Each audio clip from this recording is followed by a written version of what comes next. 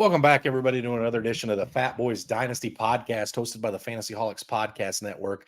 Bo and Brant coming at you once again live on the YouTube channel. Brant, I know last week we kind of wrapped up our wide receiver segment, took a week off between that and our tight ends. We'll get those out at some point. I know the consensus rankings for the Fantasy Holics page are getting ready to come down. But that, if you want to be able to see those, that brings me to my next point. We did have a mishap. The original page ended up getting hacked. We lost access to that. We're coming back bigger and stronger than ever. We've got a website coming out, fantasyholics.com. You can go on there, find links to all me and Brant's work, Seth's stuff with Defense Wins Fantasy, all kinds of articles on there, up-to-the-minute news. And then, of course, you're going to want to jump on and join the new Facebook page to stay up to date with information coming from the NFL. Some of the guys that are on our team at the Fantasy Holics are faster than Adam Schefter. I swear there's people that have connections. It goes back to like Ryan Frank at the draft. He knew everybody who was being drafted before Roger Goodell had the card in his hands. So, definitely some good information coming out of the Fantasy Holics page. Definitely worth following on that. So make sure you're jumping over and doing so. Yeah, that mishap on Facebook. If you guys want to make sure you guys see us live over on every Sunday as we are on Facebook Lives. So make sure you get on there, you follow our page, get back there, follow the new Fantasy Holics page. The mishap was unfortunate, but we, like you said, we're coming back stronger. We're opening up the Facebook. We're getting a new Facebook going. We're getting a website up and running. We got the Instagram and the TikTok going now. We got a little bit of Twitter feeds going too. So we're getting stronger. We're going to build it all back up, and make sure you guys get out there and like us on that. And like you hit on, we finished up wide receivers, and we wanted to. You went down and watched some soccer down in Atlanta this past week, so we had to take a little break on crunching some numbers. So we wanted to get a little spicy with you guys today. So I will tell you, Brant, it was a little disheartening to me. I've obviously been to Atlanta for a Falcons game. I've now been to watch Premier League soccer in Mercedes-Benz. And I hate to say that it was a sellout crowd for the Premier League soccer event. And it was like 71,000 folks in the Mercedes-Benz. It was crowded, very warm in there. When I went to the Falcons game, I think the total was 19,000. So quite a difference in percentages of fans coming to those events. But nonetheless, I digress.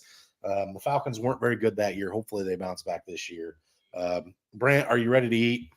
Let's get the bibs on.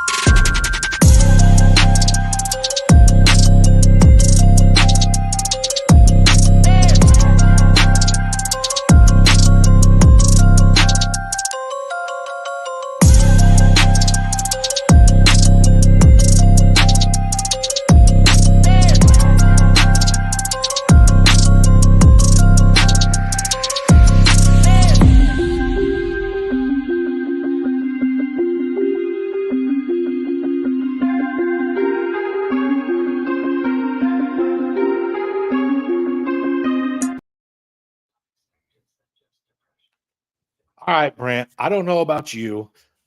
Up until like the draft season, which is for me in redraft leagues and rookie drafts, we do ours a little later in the year than a lot of people. But so outside of draft episodes, this episode is one of my favorites of the year. I know you were excited about this one too. It's our hot take episode. It's where we get to come on here and give these people some just extremely passionate takes about things that we believe there's a solid chance of happening this year, Brant. And I know, for me, this one was so easy to get geeked up for. Absolutely. This is one episode that we normally do once, maybe even twice every single year prior to the season. Some of our takes may not be as spicy, but we always do seem to at least get our spicy takes out there, and it's always fun to do, always fun to talk about, always fun to banter back and forth with what it is. We have each other's names, but we don't have each other's information on our takes right now. So this will be the first time that we're hearing it from each other as well. Absolutely. Brant, I know last year, I can't remember all of mine, but I know I put out one that I said Cooper Kupp would finish outside of the top 10 in wide receiver last year. And I happened to get that one right. It was thankfully due to injury, not thankfully due to injury, but I only got it right because of an injury. So we'll put an asterisk next to that. These ones are things that we're not saying necessarily we believe will happen. We just see there's a solid opportunity for this to take place. And all three of mine, Brant, that I'm going to come at you with, I feel pretty good about for this season. Yeah, I really like all three of mine here, and one of mine last year was I do remember it because it keeps getting kicked into me. It kicked into me like a dead horse. I said Rashad Bateman was going to be a top 12 wideout. Rashad Bateman might have gotten lucky to see the ball 12 times last year with how many times he was injured. You hit the nail on the head, bro. He was a top 12 wideout in Baltimore. Yeah, in Baltimore. He wasn't Yeah, even the number one on a team with no wide receivers. very, very true.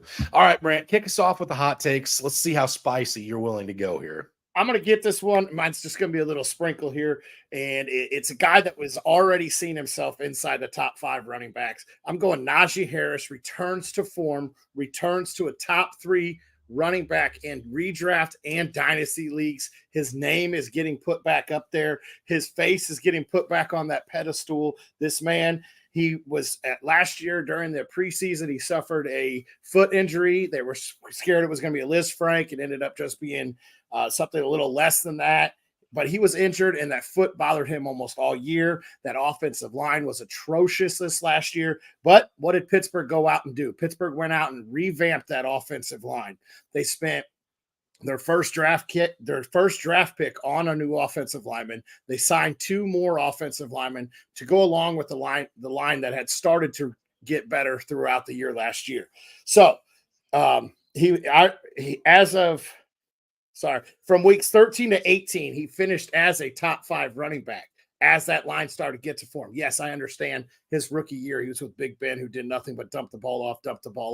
Well, he's getting another year with Kenny Pickett. That comfortability is there. He's now in the preseason with them. He's already looking more explosive. We saw what he could do, what he's really capable of at the end of last year, weeks 13 through 18, as he finished as a top 5 running back. So he saw 94 targets in 2021. He only saw 53 last year. I believe that's going to go up. The snap percentage for Najee Harris last year. If you remember his rookie year, we were all like, this is atrocious. How is this man seeing 99% of snaps every single game? I don't think the man saw 90% of snaps in a single game last year. His snap percentage is going to go up next year. The usage is that offense is going to be even more potent, even more powerful. I believe that Najee Harris is going to put his name back in the books and be a top 3 back where he was originally out of. Yeah, Brent, I couldn't agree with you more on this one. I'm a huge Najee fan, and like you hit the nail on the head. They spent all that money to go out and fix up that offensive line, which is going to be good for Kenny Pickett. And when Kenny Pickett's having better success, the offensive line is having better success. That just screams success for Najee.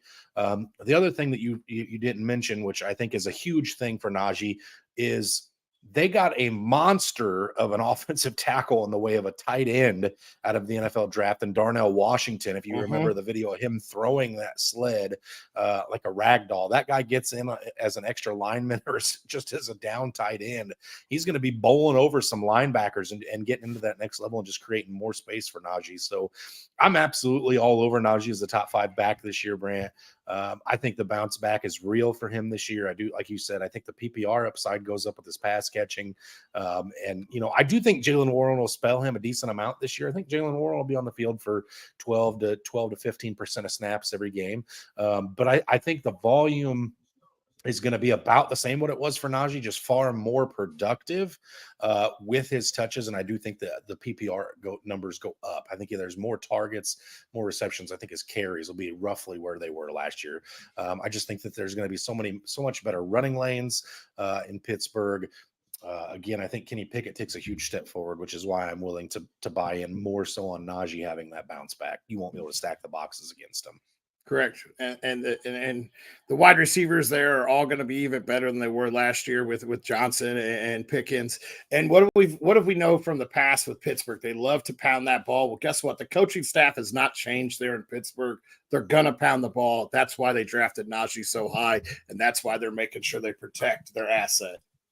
Brant, you may have still been in diapers when Mike Tomlin wasn't the head coach of the Pittsburgh Steelers. So It's probably yeah, true. we're gonna get more of the same out of Pittsburgh this year. So and if you're a Najee owner in Dynasty, you love to see it. So which I know we both love to see that, Brant. We both own Najee in a couple different leagues. So here we go. All right, Brant. My first one, I'm going to come at you. I think this one's going to get a lot of buy-in from you as well. I think initially in the offseason, when I brought up this player's name to you a couple of times, there was a lot of cringe on your face. There was a lot of, holding back vomit, if you will. But then you went and sat down and did the numbers on this player, and you were like, holy crap, I didn't realize how productive he'd been. I think at this point, you probably already know who I'm talking about, but that's Dak Prescott, Brant. I've got Dak Prescott bouncing back to a top 10 quarterback next season. Last year, he finished as quarterback 18, and in his last season, he had a career high in interceptions paired with a career low in completions and yards. Okay, so obviously, all those things spell a terrible season for fantasy. It gave him his worst finish, excluding 2020 when he was injured and only played 5 games. He has CeeDee Lamb, Michael Gallup, and now Brandon Cooks, who I still think is a very, very good wide receiver in the National Football League. Should be a season-long upgrade over who he was throwing passes to last season, with the exception of maybe Dalton Schultz, which I think Jake Ferguson coming into his second year is going to have a pretty good role. But I think the biggest thing for Dak Prescott working in his favor is there's no Zeke Elliott on the field. So he's going to be throwing it to a guy with explosive legs in either Deuce Vaughn or Tony Pollard at this point is kind of how things look to be shaping out. Which, Brandon, I don't know if you've seen the training camp video of Deuce Vaughn. I know you're a huge fan. Excuse me. Yeah, he looks like a little kid lost out there with pads on. Just can't catch him. Correct. And Brant, I wanted to just put these out there. The Fatboyz consensus quarterback rankings, we do have Dak's numbers at 366 completions, 4,179 yards, 27 touchdowns, 11 interceptions, 278 rush yards, 6 touchdowns, 316.4 fantasy points. That will have him bounce back into the top 10 next year, and it would have had him in the top 10 in fantasy this year. So I think the bounce back for Dak is real this year.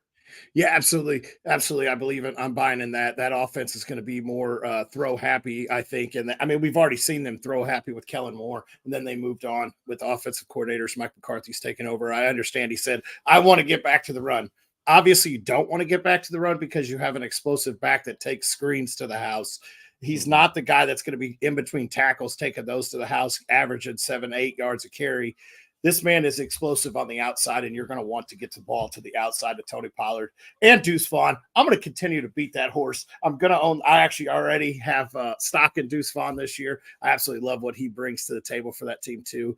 He's just a little guy that they can't catch. And yes, I have seen the videos. I've been sharing them all through, and it's been a delight for me to watch. But yeah, I think the Dallas Cowboys, I think that offense, and let's think about it. Let's think about who they have to go against. They have to go against the New York Giants, who that offense is, in the upswing of last year. So they got to put up points to stick with them. And then you got to go against Philadelphia Eagles twice a year, who's one of the best, if not the best offense going from last year.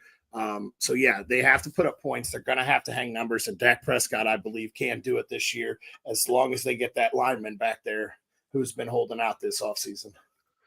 Yeah, and again,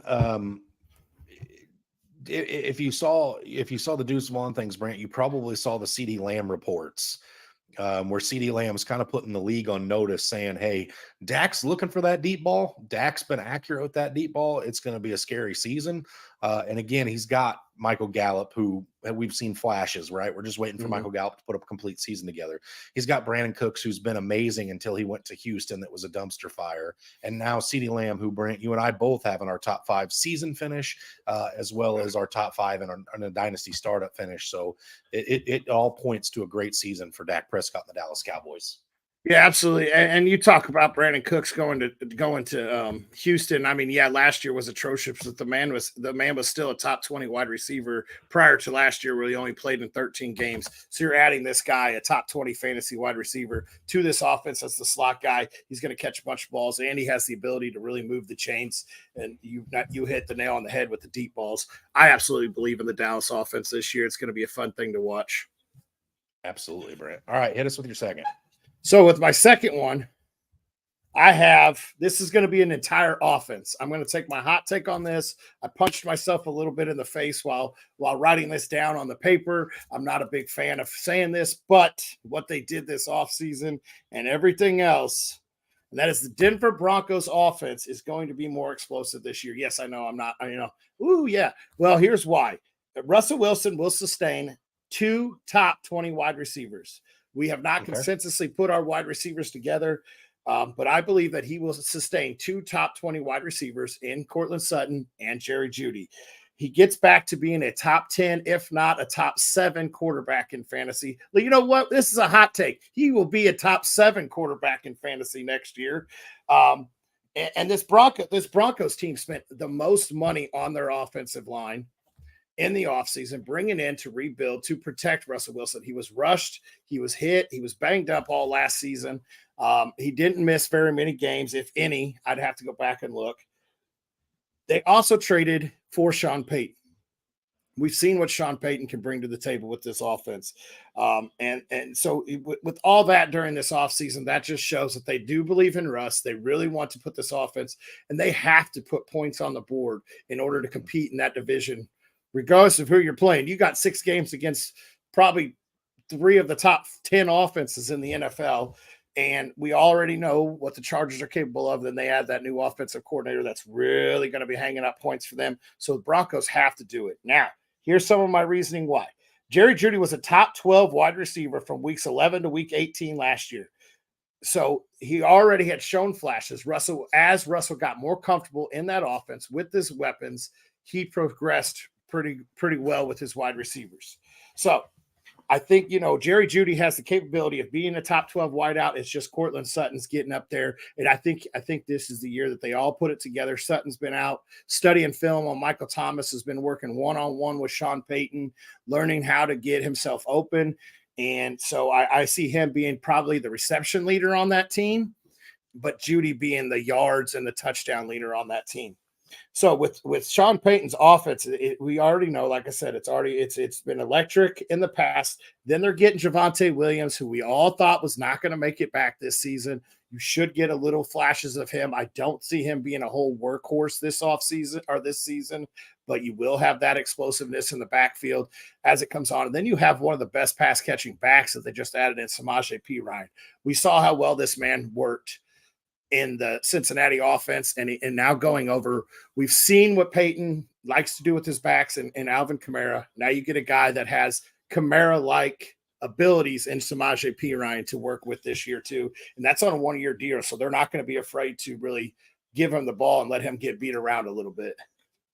Okay, Brent. So here's I don't know if I can get on board with you as Russ is a top 7 quarterback. I do think Russ bounces back, but if Russ gets any worse than he was last year, he's out of the league. So I do buy into the bounce back.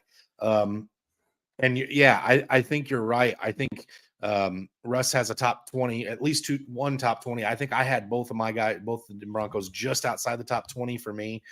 So in between 20 and 32, somewhere in there, I think they both were for me. So I could see both of them creeping into the top 20 just on touchdown equity, receptions potentially. And then also the other thing is when we get into it, we haven't done them yet, but I just have a feeling Greg Dulcich will be a top 12 tight end for me, which is also going to bode well for a Russell Wilson bounce back. And like you said, if Sean Payton has him doing some checkdowns to his running backs, which I don't know if Russ has ever really checked down a whole lot to like guys like Marshawn Lynch and Chris Carson. I know they had some PPR value, but I'd have to go back and look. I think this year will be a hot career high for Russ with dump downs. So it'll be interesting to see how that helps his fantasy numbers. But again, it can't hurt them. And then also if you look at how the season played out last year for Denver, they were one of the highest rated or highest injury percentage team in the NFL. They dealt with a lot of injuries to skill positions, to offensive linemen. What they already had, what is it, Tim Patrick go down in fear of an ACL this year, Brant. So again, it's going to be big on for Judy and Cortland Sutton, who we both like quite a bit. Obviously, if they're both in our top 36 wide receiver rankings. So I'm not all the way on board with you on this one, but I'm not all the way off board, if that makes sense.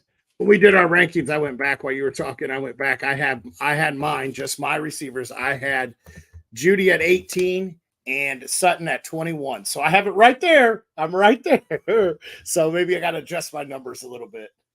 Okay, fair enough. Okay, Brant. So last week we kind of alluded to this, and we said we were going to bring a new segment every week to you guys, where you can throw your money down and tail us on some things that we're doing on Underdog, who the Fantasy Holics have partnered with. Last week I kind of alluded to it being a money match. Actually, it's a little better than that, Brant. I didn't realize how sweet this was for fans of the Fantasy Holics. But if you use the promo code Holics when you register with Underdog and make your first deposit, they will double your deposit up to $100. So that is a very, very sweet deal there, is to get in and throw some money around on some fantasy stuff on Underdog, which again is a very user-friendly thing. Brant and I love it. We've been using it for a few years prior to the partnership. And I know we're both very excited about this partnership. So Brant, let's play our little ad here, and then we'll come back with our plays of the week.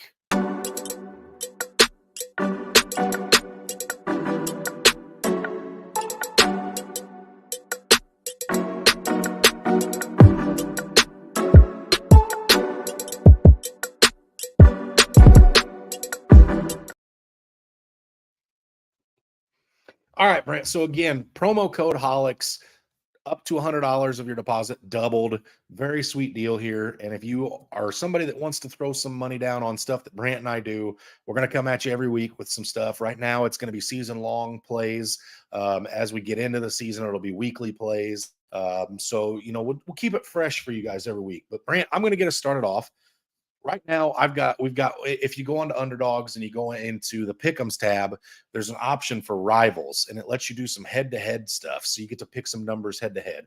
And the first one I'm interested in is Joe Mixon versus Kenneth Walker for total touchdowns on the season. I took Joe Mixon in this, who they were spotting a half a touchdown to. And here's my thought on this, Brant. I think Joe Mixon's going to have a little bit more PPR upside over the course of the season, specifically with no Samaje Perine. And I do worry that Zach Charbonnet, who's a little bit bigger of a back than Kenneth Walker, may spend some time near the goal line over Kenneth Walker. So it was just enough. I still think Kenneth Walker has a good season. I just think Joe Mixon finishes with more touchdowns, more total touchdowns than Kenneth Walker, Brant. Okay, I absolutely agree with that. With Walker being banged up already, they're going to take it very, very lightly with him to get him back. Charbonnet is also banged up, but you also still have DJ Dallas there. And Kenny McIntosh is a sneaky, sneaky guy that I think is going to see the field a lot more than a lot of people are thinking. So I absolutely love that. I 100% agree with that pick there of taking Mixon over Kenneth Walker there. Absolutely. So with my first one here, I went a little younger quarterbacks here, and with passing touchdowns, I took Desmond Ridder, who they're spotting a half a touchdown to, passing touchdown, to have more passing touchdowns than Anthony Richardson this year. These are just passing touchdowns, not total, because then I might be thinking a little different with how mobile Anthony Richardson is. But I think Desmond Ridder and that Atlanta Falcons offense is going to be very, very potent. I think they're going to put the ball in the air with Kyle Pitts and Drake London and Bijan Robinson and Cordell Patterson. And Algiers not a bad pass catcher either. So I'm taking Ridder to have more passing touchdowns than Anthony Richardson this season. I just don't see the weapons there in Indy yet, and I don't see Richardson really inside the 1 or 2 yard line. I think it's going to be more of QB sneaks.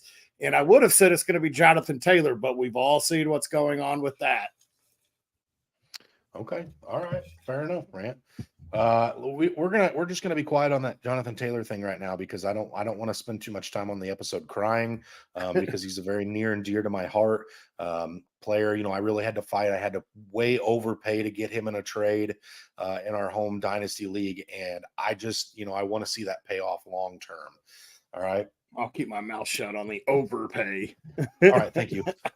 Speaking of a guy we talked about just a little bit ago, Brant, I have Najee Harris versus Damian Pierce in season-long rushing yards.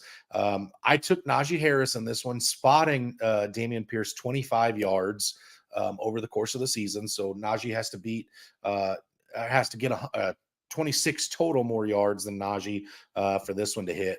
But like we talked about on the cast, Brant, or just a little bit ago on the hot takes, everything's pointing up for Najee. And I really just think that he's going to have a really good season this year. Not to say Damian Pierce can't. I just think Najee is going to be better. You've been off that train of the Damian Pierce since it started hitting the rail. You started getting on it, then you jump back off it. Well, guess what? I'm jumping off of this thing with you. Everything going up for Najee, everything's pointing down for Pierce this offseason. They got a quarterback that wants to throw the ball. Their wide receivers are looking a little more threatening this year than just Brandon Cooks last year. So I think they're going to put the ball up more. And then they added Singletary there in that backfield. So I don't think it's Pierce's backfield 100% like a lot of people are. And I am jumping off this Pierce train altogether. So I absolutely 100% am behind you on this one here. As a matter of fact, I'm probably going to hop on my underdog here and go ahead and throw a little green on that one if I had to guess. Okay. So my second one here on underdog, they have Deshaun Watson versus Justin Herbert. They're in rushing touchdowns. They're giving Herbert a half of a rushing touchdown more, but I am taking Watson to have more rushing touchdowns than Herbert this season. I just think that Watson, they'll need Watson to sneak a few in. I think that you'll see some RPOs there in the red zone there, and I think Watson will sneak a few more in, and I just don't see the reason for Herbert to really go in. You have Austin Eckler, you have Quentin Johnston there, you have Keenan Allen and Mike Williams. I just don't see the need for them to put Herbert really at that much risk. And we all know Deshaun rushes it in. He gets a little banged up, whatever. He can just go get a massage and right. He'll be ready to go for next week, right? So, I'm sure Cleveland's been paying a personal one for him. Absolutely. All right, Brant, there you go. There's the picks of the week for us for Underdog. Again, promo code Holics on there to get your money doubled on deposit up to $100. Very excited about that partnership. And again, we'll get into those every Sunday morning as well, Brant. All right. And hang on before we jump back into this. We will be keeping track of what we say, and we will be doing an after season recap on how we did with our picks. So you guys know how we did. So you guys know if to trail us. Now on Underdog, you have to put at least 2 or more picks in order to be able to place some on it. Which is why we're giving them 4 a week, Brant. So yep. we're the hostess with the mostest in rolls, right. and in rolls and in picks of the week. Yep. All right. So we just talked about Damian Pierce, how the trains, we're letting it leave the station without us and whatnot. And I'm slowly chasing after it, waving my ticket in the air, saying, "Let me back on, Brant," because I think the Houston Texans are going to have a bad season. I'm not sure they're going to compete in their division. Okay. But Brant, I think they have a top 20 running back this season, the top 36 wideout this season, and a top 15 tight end this season. All right.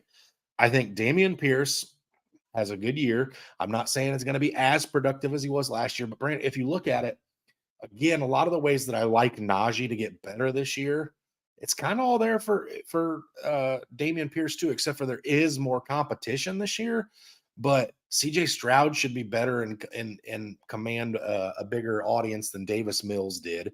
The wide receivers are going to be better than what they were last year, with the exception of, I think Brandon Cooks was pretty elite. But I like what I'm seeing right now out of Jonathan Mechie. All right. So I think Damian Pierce finishes as a top 20 running back this season. I think either, okay, Brant, I'm not so outlandish. I'm going to say both, but I think either Nico Collins or the one that I truly think it is, and Jonathan Mechie, make it to the top 36 in this year for the Houston Texans in fantasy standings. And then obviously Dalton Schultz leaving Dallas, going across Texas to Houston. I think he is going to be a huge safety blanket for CJ Stroud. I honestly think I could see Dalton Schultz being a top 5 tight end this year, but a little calmer on it. We're going to say top 15 just because I don't know how much I trust CJ Stroud personally this year. So if these things happen and D'Amico Ryan can turn that defense around quick, we could be talking about a possible upset. I wouldn't be shocked to see these guys chase the Colts and or the Jags in the division. I just don't think Tennessee hangs in this year, even though they added D-Hop. But I'm very excited. I'm not ready to proclaim the Houston Texans to the moon, Brant. They're not my Jets level yet, but I am excited about what I'm seeing in Houston. Okay. All right. I am turning and walking the other way with that train. I will not jump on that running back wagon. I think Singletary takes over that backfield, and I could see one of them finishing inside the top 30. I don't think it's going to be Pierce this year. I'm jumping off the running back train. I absolutely love their wide receivers there. I do love the wide receivers they added in the draft here. I've loved what I've seen in the preseason training camp with their wide receivers. I will hop on board with that one there.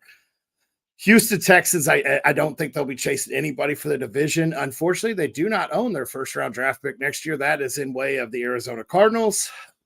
So they have no reason to tank. I do think they will compete in quite a few games. I think that defense is the reason they compete. I'm not sold on CJ Stroud completely yet. I do like him. I think he's a young talent, and I do think he will develop into a pretty good QB.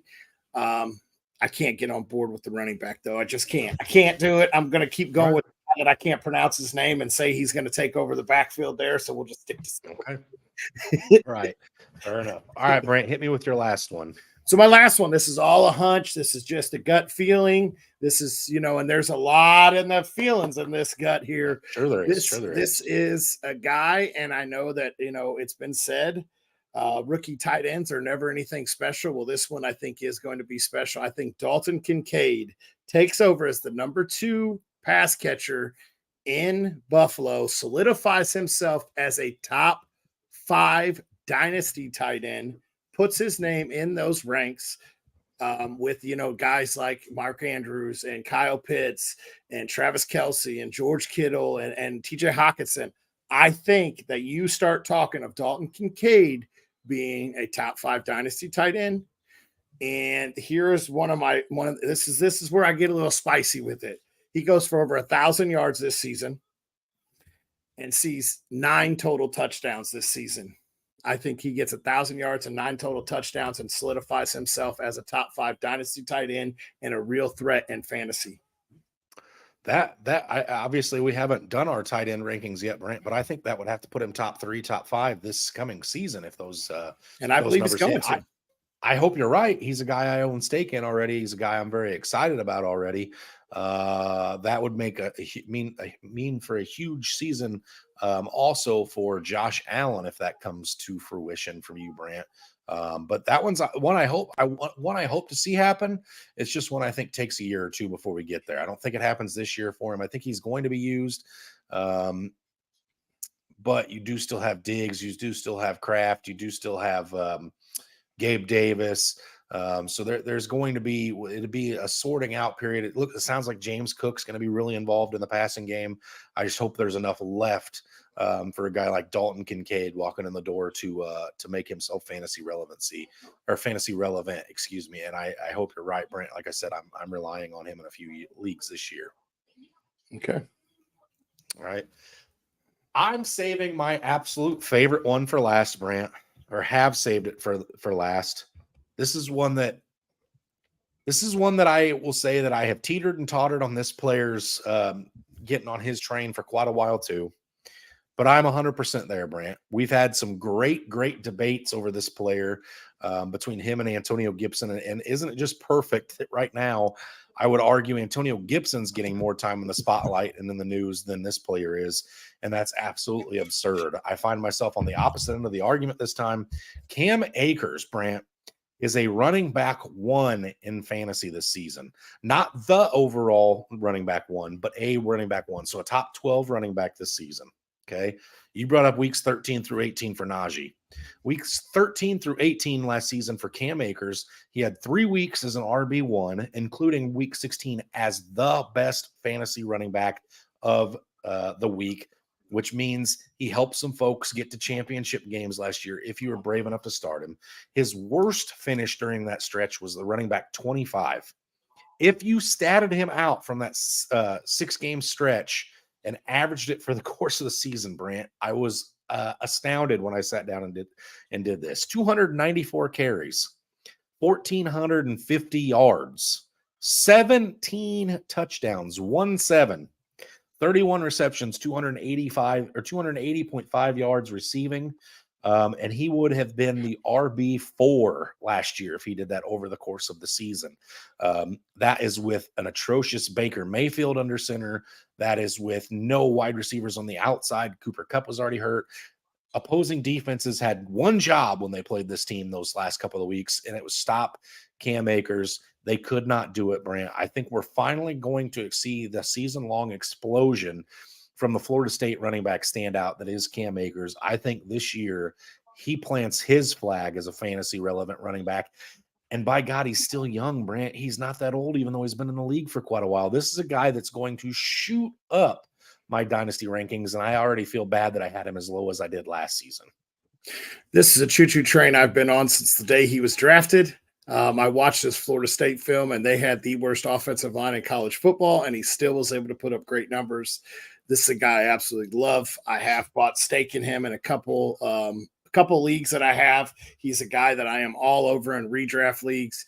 And I 100% believe the rushing upside will be there. I hope he comes close to those numbers that you statted out, because we already know the PPR upside is going to come better with Baker out of town, because Baker doesn't check down. So, excuse me. So I believe that Cam Akers, and you are correct. I believe he will finish as an RB1 this year, and he's a guy that I absolutely now, mind you, I'm pretty sure he played Seattle's atrocious run defense during those weeks. It might have been that week. It might have been that week he finished that RB1. We could not do that one job, and that's because this guy is very explosive. He has no problem breaking tackles. He is absolutely phenomenal to watch. He's absolutely phenomenal for fantasy when he does play. This guy, I 100% am on board with that hot take, and give me Cam Akers in all my leagues right now. I've been trying to acquire him in a couple leagues. I have been unsuccessful, but I am holding on to him in my keeper league, and in our new dynasty league, I know I do own him right now. Yeah, so he played Seattle twice in weeks 13 to 18. Week 13, he was the running back 8, and week 18, I'm sorry, he was the running back 11. His running back 1 week was against Denver, week 16, 23 carries, 118 yards rushing, 3 touchdowns. So he did have some touchdowns in that game that bolstered him, but obviously that's part of it, right? You got to have touchdowns if you're going to be the running back 1 of the week. So if you think about it, when you talk about the guys that finish inside the RB1, they all have multiple touchdown games. So, yes, you have to get the touchdowns in order to be up there. And the promising thing, Brant, he gets to see her defense twice again this year, as well as we're going to be better. Cardinals, as well as the Arizona Cardinals defense. They're not going to be better. Is not going to be better. So I do like his conference games. I even think running against help me out here. The 49ers is going to be a little easier this year than it's been in years past. So I'm all over Cam Akers this year. I'm buying stock left and right. I obviously tried to make a trade for him in a dynasty league recently and didn't realize who owned him, and kind of walked back my own trades. You rejected one of them. I walked the other back knowing it wasn't going to happen, especially after I told you how passionate I was about him. You were going to raise the price on me to a point where I didn't want to pay it anyway. So, but yeah, I definitely think Cam Akers is a guy that I think wins people championships this season, especially at the draft price you're going to get him. He is going to be a late draft pick. I'm talking drafting him in the rounds of 6, 7, 8. This is going to be a guy who a lot of guys who go 0 RB are going to get as their first running back and are going to be very happy about doing so. The guy that you did offer, though, I am pretty high on this year, just not as high. So sure, that one could have been in talks, but I don't think we would have ever came close. We'll see. The season hasn't started yet. I might twist your arm a couple of times here and there. All right, Brant. I think that pretty well wraps us up for this week. Yeah, I think it does. Don't forget, guys, go check out Underdog. Use promo code Holics. Get in there, check some of that out. We're going to play a little game next week and put a few more out for you on season long. We're going to try to get even more than just the 4 we put out today. I think we're going to try to get a few more out there. And throughout the season, it's a great time to do it. That's where we got all of our higher and lower stats on when we talked about them. So we definitely love it. We definitely enjoy talking about it. Make sure you jump on and follow that new Facebook page as well to stay up to date with all things Fatboyz, with all things Fantasy Holics. Make sure you're on that. You don't want to miss these two fat faces when we go live during the season, because not only do we come at you with start sits, with picks of the week, we also come at you with our meals of the week. And that may be more important than anything else, Brent. You got to have a good spread when you're watching football. Absolutely. Absolutely. But as always, stay hungry. Hey, fat, my friend.